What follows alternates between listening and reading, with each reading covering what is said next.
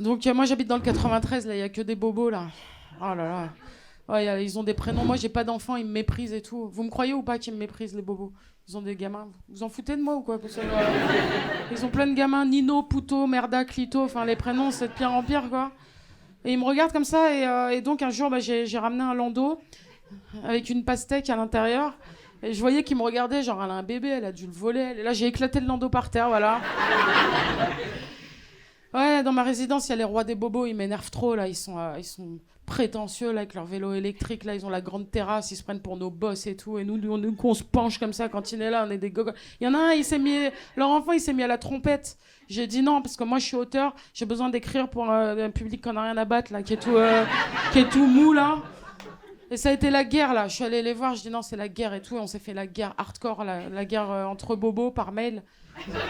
Et je suis allée voir leurs ennemis parce qu'ils ont des ennemis, c'est deux gays super, super méchants, genre de 55 ans, un mélange entre Lord Voldemort et Stéphane Bern, enfin ils font vraiment peur.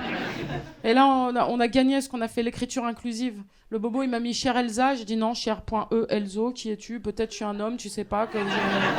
On a gagné, l'enfant il est reparti avec sa trompette là. Et maintenant je suis obligée d'être amie avec les gays là.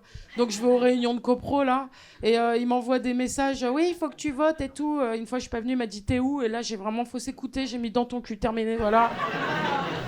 Je vous jure, des fois, les gens, ils me prêtent de mauvaises intentions, alors que je suis juste débile, en fait. Ils vont chercher des trucs de ouf. Tout ce que je vous dis, c'est véridique. Je suis à un sushi à volonté avec des amis et tout. Il y a un collègue à moi qui est devant moi. Et je lui dis, viens, on fait un concours de sushi.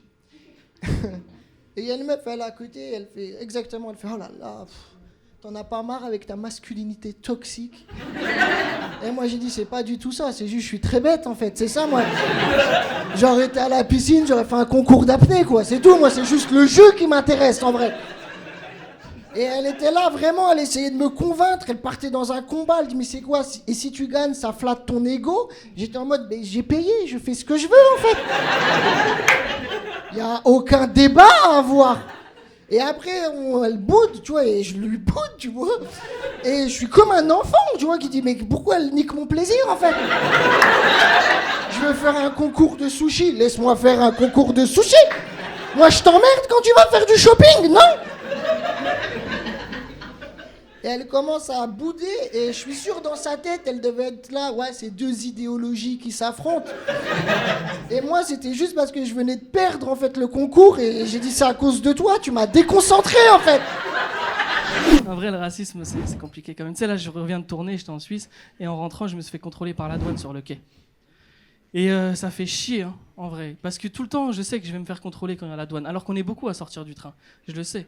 Et j'aime bien le moment où ils font semblant que c'était pas prévu que ce soit moi. Tu sais, on était 300 à sortir, ils font... Et moi, je fais « Oh ! Tout le temps, c'est moi, en fait !»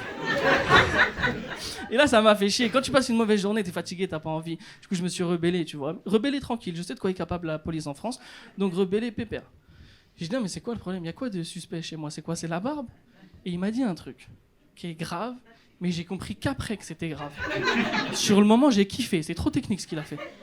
Il m'a dit en fait, t'es tellement pas suspect que c'est suspect. Et moi, j'ai fait ah, ça fait plaisir. Sauf qu'une fois dans le train, je dis mais c'est une dinguerie ce qu'il vient de dire là. C'est-à-dire qu'en France, quand t'es un arabe, si t'es pas suspect, ah, suspect. C'est chelou en vrai, non? Tu sais dans quelle schizophrénie ça me met ça? La prochaine fois que je les vois, je suis censé faire quoi? Moi, dans ma tête, je sais que je dois être suspect vite fait.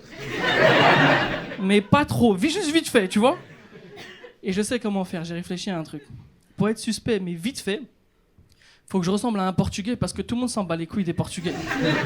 Et j'ai réfléchi à comment faire ça. Il faut que je diminue la barbe et que je fasse un collier de gitan, et ça passe crème. Ça passe crème. On a des Portugais ce soir? Ouais? Tout ça, là? Je rigole, on est ensemble, hein. Ah ouais, parce que tous les soirs, je parle des Portugais, il y en a pas. Je vous allume, je vous dis la vérité. Bah là, on va parler de... Y a qui qu'il y a pas? Non, les Portugais, en vrai, c'est une belle petite arnaque, hein. Je te jure, parce que c'est pas trop des... Faut que je fasse attention à ce que je dis parce qu'il y en a. Mais tu sais, on les considère pas comme des blancs, c'est pas trop des arabes, c'est vraiment pile... C'est les arabes d'Europe, tu vois, c'est stylé.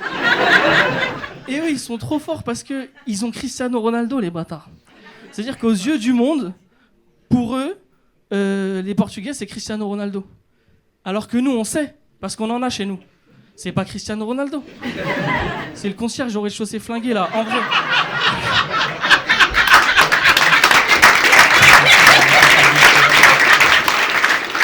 Arrêtez de me donner de la force, je te jure, c'est comme ça que je vais niquer ma carrière. Je vous dis la vérité. Hein.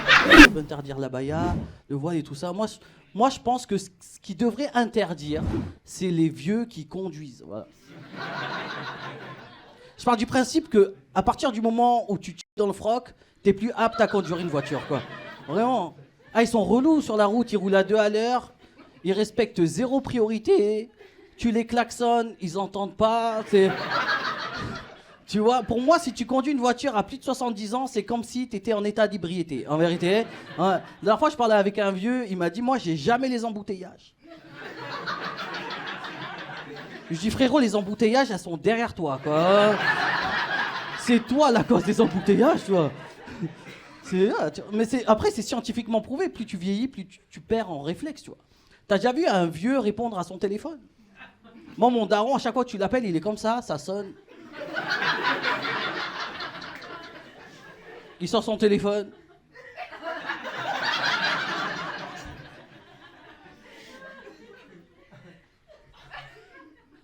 Il a raccroché. Moi, j'ai eu un petit peu de mal à m'habituer à la ville de Paris parce que j'ai un petit problème en fait à la base, c'est que je suis gentil et apparemment c'est pas un prérequis pour vivre ici. T'as rarement vu un touriste revenir de Paris en disant alors Paris c'est très joli et les Parisiens des amours mon pote. Ils te crachent leur bonheur à la gueule. C'est épuisant. Toujours ils veulent te faire des bisous. Toujours. Non, ça n'arrive pas. Paris, c'est une ville qui surprend tous les jours. Moi, au bout de 6 ans, je suis toujours surpris, quoi. Ça me surprend tous les jours. Il y a pas très longtemps, j'étais devant un comédie club, un peu comme ici, en train de discuter avec un pote. Et là, il y a un mec qui arrive. Je veux pas rentrer dans les clichés, mais le mec très parisien, genre il est pressé, il regarde pas où il va, la rue lui appartient. Il est au téléphone en haut-parleur. Putain, faut qu'on en parle. Les gens dans la rue qui sont au téléphone en haut-parleur, c'est insupportable, quoi. En plus, à chaque fois, ils ont une discussion où ils hurlent, et à chaque fois, c'est pour les mettre en valeur, tu sais. Le jour, je vois un gars, il est au téléphone en haut-parleur en disant ouais, mon pote, ouais. Non, on va pas la négocier comme ça, non. Je vais rentrer dans la négociation, je vais en avoir un meilleur prix. Ça sera pas la même limonade avec moi, tu comprends? Tu sais, jamais j'ai vu un mec qui disait ouais, elle m'a quitté, ouais, à cause de mon hygiène corporelle. Apparemment, je pue, Patrick, apparemment. Ouais. Et j'ai une toute petite bite, ouais, c'est beaucoup plus rare. Ça serait un peu rigolo, mais c'est fou. Ou alors ça serait un peu fou, mais ce serait... Tu sais, ce gars, il discutait au téléphone, il regardait personne, et à un moment donné, il bouscule un mec, il se retourne, il fait « Mais putain, mais vous pouvez pas !» Et là, il arrête sa phrase, parce qu'il se rend compte que le gars est aveugle, ok? Tu sais, il y a tous les indices, vraiment, il a une canne blanche, des lunettes noires, il chante Gilbert Montagnier, c'est un vrai aveugle, quoi. Et il lui fait « Putain, mais vous pouvez pas !» Et là, il fait « Putain, mais faut toujours que ça tombe sur moi !» Et il trace sa route, et moi je suis là, mais c'est quoi ta vie, en fait, à toi? Je veux dire, combien d'aveugles tu bouscules par jour pour dire faut toujours que ça tombe sur moi? C'est fou, quoi. Tous les jours. Putain, tous les jours.